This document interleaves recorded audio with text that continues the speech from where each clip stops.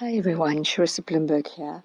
I want to speak specifically to our students during lockdown, our university students and University of Johannesburg, since I'm working a bit with them, hopefully in the future, and UCT students, my university, and students actually everywhere who may hear this. My thoughts are with you all. You're all going through a very tough time. Some of you may be struggling more than others, but everyone is affected in some way. You may be away from home, from loved ones, in isolation, struggling to study and focus at this time. And especially as a lot of you are celebrating Easter, it's not easy. There's possibly also lack of resources, of money, laptops, cell phones, data, food, company, next meal. And we're all living in uncertainty with lockdown. We don't know if it will be continued. We're worried about our own health of our family, our loved ones. We are missing our loved ones as well, missing our pets. And we're missing anything really that was part of our life before lockdown, because nothing is now normal. Our routine has changed and everything has become unfamiliar.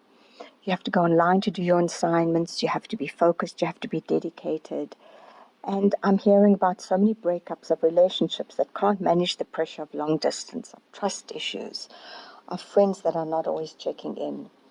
And you can't come together and do study groups as you used to and have these amazing debates, although hopefully you can do that on WhatsApp groups.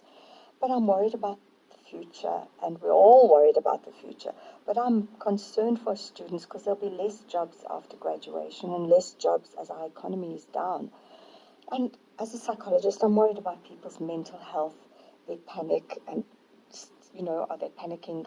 Do they have depression? Is there anxiety? And I don't want to see any suicides happen at this time.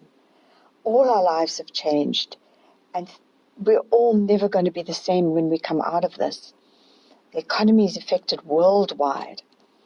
And last year's graduates that are going into internships that may have been cancelled or postponed.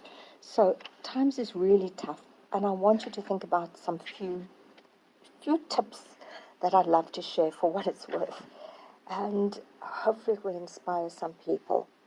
Remember this, and this is crucial and critical for the rest of your lives. Survival takes strength.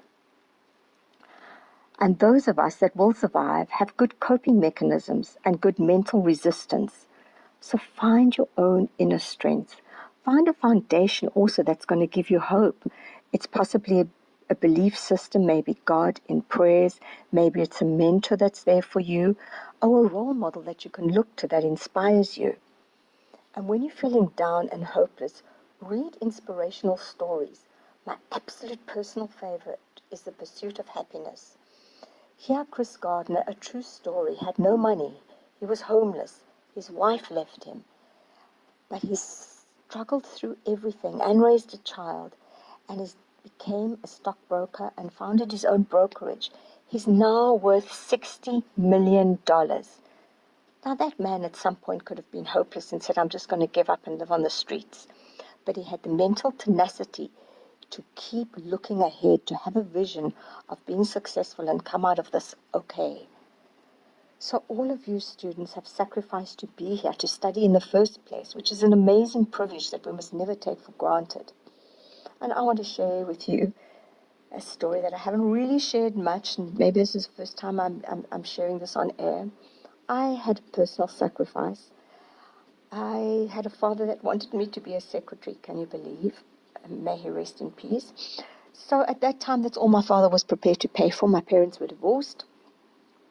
And I rebelled. There's no ways I wanted to be a secretary. Forgive me, those who are secretaries, because you do amazing work. So I never bothered to get a matric exemption. I was very sad and feeling sorry for myself. But at the age of 29, I got my life together and wanted to be a psychologist.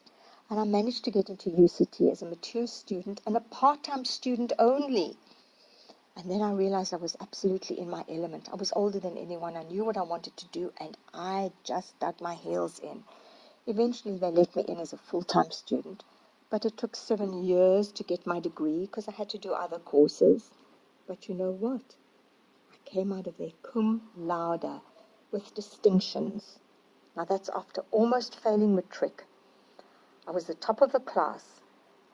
And then I thought the world was at my feet, because then I'm going to earn so much money and pay back all the debt. And you know what? At that time, it was affirmative action, and there was no work. I was either overexperienced, underexperienced, wrong color skin. So I sat there about to be evicted, and I thought, what am I going to do that's bigger and better than all of this? And I had 50 Rand left, and I made some flyers, and I started my own company over 20 years ago. And since then, it's been up and down, and I've had to sell many possessions to survive. And again, almost was homeless myself after not paying rent for 3 months. But my mindset got me through, and the determination to succeed. So everyone, whatever you've sacrificed will be worth it at the end of the day. Failures and challenges only put you face to face with who you are. So how you respond right now is so critical. Look at your thoughts. Your thoughts are powerful. They are everything. If you're going to feel, I'm inadequate, I'm not good enough, if you're going to think that, you're going to feel that, and then you're going to act and behave like that. Look at your thoughts. Visualize your future. Become an entrepreneur. Be creative. Don't wait for the world to come to you, because it's not going to be easy out there. Go and create something amazing. Look at the gaps in the market. Find a passion. And when you do find your own passion, dig your heels in and never let go. I've been building my dream around integrity and integrity leadership for 5 years, struggling to get people to raise the consciousness in our integrity meter of our country and of the world. Only now, 5 years later, it's coming together. I've nearly been homeless because of it. But never give up. All of you students are our future leaders. You're out there and you are going to make a difference and you're going to thrive. So I want to wish you all the best of luck. Think of your mental attitude. Think of this horrific time that we're going through and think, what can you take out of here that is going to make you more powerful and one of the best leaders in our country. So go out there and please don't give up at this time. God bless you all and thank you for listening.